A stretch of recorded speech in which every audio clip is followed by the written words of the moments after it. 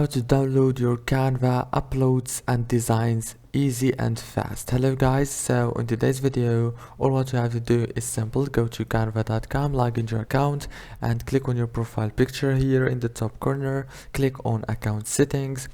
After you click on account settings, now all what you have to do is go to here,